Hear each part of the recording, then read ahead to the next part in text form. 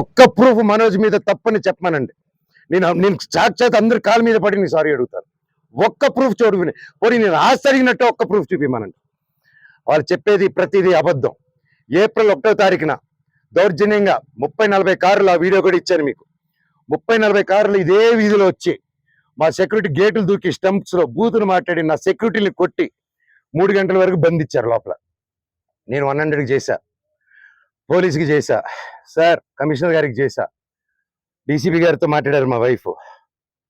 Sir ఇలా అయింది, pets ఉన్నాయి, అన్ని పగలగొడుతున్నారు, మా వస్తువులన్నీ లోపల, నా రూమ్ వస్తువులన్నీ పగలగొట్టేశారు. నా బాబు ఫొటోస్, నా పాప ఫొటోస్, చిన్నప్పటి నుంచి ఉన్న వస్తువులు, నా పాప కోసం ఉన్న చిన్న చిన్న నగలు మేము బర్త్డే కోసం కొనుక్కున్నట్టువి ప్రతిదీ పగలగొట్టి ఎక్కడేశారో కూడా తెలియట్లేదు. నా కారు, నా 2016లో కొనుక్కున్న నా కారు టో చేసుకొని ఆల్మోస్ట్ 9 ఇయర్స్ కారు. నాకు చిన్న చిన్న నేను పాత వస్తువులు అన్నీ ఎత్తి పెట్టుకుని ఉంటానండి, నేను అవే వాడుకుంటూ ఉంటాను. అండ్ నాకు ఆ షోకులు లేవు. అది తీసుకొచ్చి ఆ కారుని టో చేసుకొని తీసుకొచ్చేసి వెళ్ళిపోయి ఆ రోడ్డు మీద వదిలేరు. నా వైఫ్ మా వైఫ్ కారు మినీ కూపర్, దాన్ని టో చేసుకొని తీసుకొచ్చి ఆ గ్రౌండ్ లో వదిలేరు. ఆ గ్రౌండ్ లో వదిలి అక్కడ కర్చీఫ్లు కట్టుకొని రౌడీ షీటర్లు అందరూ దిగి దగ్గరుండి దాన్ని టో చేసుకొని మళ్ళీ తీసుకెళ్ళి అక్కడ వదిలేరు. ఇవన్నీ గురువారెడ్డి గారికి, అవునా ఇంత గలీజ్గా ఎందుకు చేస్తున్నారు, ఇది బాగాలేదు మనోజ్ గారు అని చెప్పి సిఐ గారు చాలా ఫీల్ అవుతున్నారు, కానీ యాక్షన్ తీసుకోలేదు. నేను వెళ్ళండి సార్ మా వాళ్ళు అన్నారంటే ఇంటికి వెళ్ళారు. ఇంటికి వెళ్ళి మా సెక్యూరిటీ ఎక్కడని చూశారు, వచ్చేసారు. సెక్యూరిటీ ఏమేస్తంటే నేను వెళ్ళి అడిగాను, వాళ్ళు ఎవరు లేరంటున్నారు మనోజ్ గారు అన్నారు. సార్ నా ఇంట్లో అంతమంది దూరిపోయి అంత 5 ఎకరాలు అక్కడ ఉండే 3 acres ఇంట్లో మీరు అక్కడ లేదు అంటే ఎలా సార్, మీరు వెతికారా అంటే నాకు చేశారా సార్ అంటే అది లేదన్నారు. అక్కడ లేరు మనోజ్ గారు, నేను ప్రొటెక్ట్ చేస్తా అన్నారు. ఇది పొద్దునైంది. సాయంత్రం 3 గంటలకి ఇదే మనుషుల సెక్యూరిటీ గార్డుని కార్లు వేసుకొని వాళ్ళతో బెదిరించి వాక్కుమూలన తీసుకొని సిఐ గారికి వచ్చి పోలీస్ స్టేషన్ అప్పచెప్పారు. ఇప్పుడు పొద్దున అదే సిఐ గారు అక్కడ ఎవరు లేరన్నారు. ఇప్పుడు తిరిగి అప్పచెప్పారు, సార్ మీకే ఇది చేశారు కదా, మీరే నాకు అఫీషియల్ గా చెప్పున్నారు, కేసు కట్టండి సార్ అంటే కట్టట్లేదు. పోనీ వాళ్ళిద్దరు సెక్యూరిటీలు సార్ మమ్మల్ని కొట్టారని కేసు పెడుతుంటే వాళ్ళు కేసు తీసుకోవట్లేదు.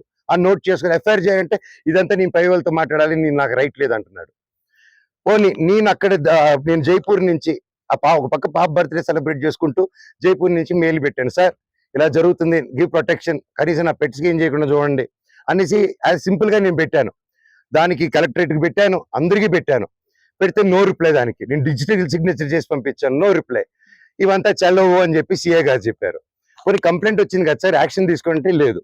సరే నేను ఊరి నుంచి వచ్చాను, ఊరి నుంచి వచ్చింది ఇమీడియట్ గా కంప్లైంట్ డ్రాఫ్ట్ చేస్తాను. ఈ గ్యాప్ లో ఏమైంది, అదే రోజు 1వ తారీఖు బార్జిన్ అయ్యారా, నేను జైపూర్కి వెళ్ళానా, అదే రోజు నైట్ విష్ణు ఎక్కువ అతను ఫాలోయింగ్ కార్ ఉంటుంది, ఎక్కువ కారులో అతను మనుషులు వచ్చి నా నార్సింగ్ లో నా ఆఫీస్కి గోడలు దూకి లోపలికి వచ్చి నా కారుని దొంగ కీ పెట్టి స్టార్ట్ చేసుకొని ఆ కారు దొంగతనం చేశారండి. అంటే ఎందుకు ఇంత దరిద్రానికి దిగజారుతున్నాడో నాకు అర్థం కావట్లేదు. ఎందుకింత, నేను కేవలం నా భైరవం, నా కన్నప్ప మీదకి నా భైరవం వదులుతాను, ఇది కాదు మనం పోట్లాడాలంటే ఎండి ధరల మీద పోరాడదాం, పని మీద పోరాడదాం, హెల్తీగా పోరాడదాం అని నా భైరవం వదులుదాం అనుకున్నాం సినిమా. ఇంకంతే, భైరవం వదులుతున్నా అనేసరికి టెన్షన్ అయిపోయి కన్నప్ప పోస్ట్పోన్ చేసుకున్నాడు. ఆ కోపం ఎలా చేసుకోవాలో తెలియక నా మీద ఇదంతా రుద్దుతున్నారు. ఇమీడియట్ గా డైవర్షన్. ఇప్పుడు మా అమ్మగారికి, మా నాన్నగారికి